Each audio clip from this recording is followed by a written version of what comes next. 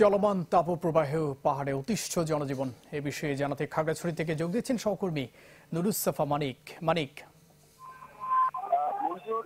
বিগত সপ্তাহ 10 দিন ধরে যে দাবদাহ চলছে সারা দেশে তার কিন্তু প্রভাব পড়েছে পাহাড়ি জনপদ খাগড়াছড়িতে শুরুর দিকে তাপমাত্রা প্রায় 40-এর কাছাকাছি পর্যন্ত ছিল। তবে বিগত 3 দিন অর্থাৎ গত বৃহস্পতিবার রাতে অর্থাৎ 2 দিন আগে যে বৃষ্টি হয়েছিল খাগড়াছড়িতে রাতে একবার বৃষ্টির পর কিন্তু তাপমাত্রা কিছুটা কমলো, কিন্তু এখনো মানুষের সেই সহনীয় পর্যায়ে সেটি এখনো আসেনি বলে লোকজন বলছেন। এবং আমরা দেখছি যে সড়কে কিন্তু মানুষজনের যে চলাচল থেকে অনেকাংশে কিন্তু কমেছে। যেমন খাগড়াছড়ি শহরে আমি যদি একটু দেখানোর চেষ্টা করি, খাগড়াছড়ি শহর কিন্তু এখন পুরোটাই বৃক্ষশূন্য হয়ে পড়েছে এবং যারা কর্মজীবী মানুষ রয়েছে তারা যদি সড়কে নামেন কিংবা তারা যদি যারা এখানে কাজে খাগড়াছড়ি শহরে মানুষজন আছেন তারা কিন্তু একটু বিশ্রাম কিংবা একটু ছায়ার জন্য কিন্তু তারা কোনো ধরনের ব্যবস্থারে কিন্তু খাগড়াছড়ি শহরে এখন নেই বললেই চলে।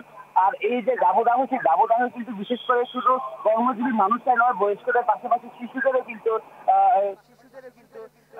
কষ্ট হচ্ছে এবং হাসপাতালে কিন্তু গরম জনিত কিন্তু ভিড় বাড়ছে এবং বাড়ছে বলে আমরা হাসপাতাল কর্তৃপক্ষের সাথে কথা বলে জানতে পেরেছি। দুবাই